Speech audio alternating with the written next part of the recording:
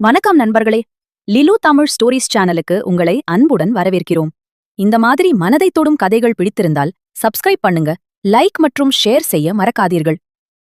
மாலைக்கால சமையலின் சத்தம் மாலை மெதுவாக வீடு முழுவதையும் தொட்டது. சூரிய ஒளி சுவர்களில் மெதுவாக படர்ந்தது. அந்த வீடு அமைதியாக மூச்சு விடுவது போல இருந்தது. ஜன்னல் சிறிது திறந்திருந்தது. வெளியிலிருந்து குளிர்ந்த காற்று உள்ளே நுழைந்தது. திரை மெதுவாக அசைந்து ஒரு பழைய நினைவைப் போல தோன்றியது. சமையலறையில் நாள் இன்னொரு பகுதியை தொடங்கியது. காய்கறிகள் தண்ணீரில் மெதுவாக கழுவப்பட்டன. துளிகள் அமைதியை உடைக்காமல் விழுந்தன. மரப்பலகையில் கத்தி மெதுவாக நகர்ந்தது.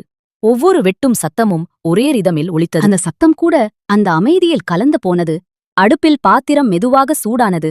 எண்ணெய் சின்ன சின்ன அலைகளாக சுழன்றது. அந்த மென்மையான சுழல் சத்தம் வீடு முழுவதையும் நிரப்பியது. நீராவி மெதுவாக மேலே எழுந்தது. மாலை ஒளி அதைத் தொட்டு மங்கலான ஒளியாக மாறியது. அந்த தருணம் நின்றது போல உணரப்பட்டது. வெளியில் வானம் நிறம் மாறத் தொடங்கியது. ஆரஞ்சு மெதுவாக நீலத்தில் கரைந்தது.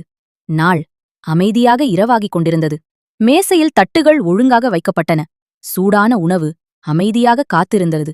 அந்த இடம் சொல்லாமல் நிறைவடைந்தது. ஒரு நாற்காலி மெதுவாக இழுக்கப்பட்டது. அந்த வீடு முழுவதும் ஒரு அமைதி பரவியது. நேரம் கூட இங்கே சற்று மெதுவாக ஓடியது. ஜன்னல் வெளியே இரவு முழுமையாக வந்து நின்றது. சமையலறை மெதுவாக ஓய்வெடுத்தது. மீதமிருந்தது ஒரு வெப்பமான உணர்வு மட்டும்.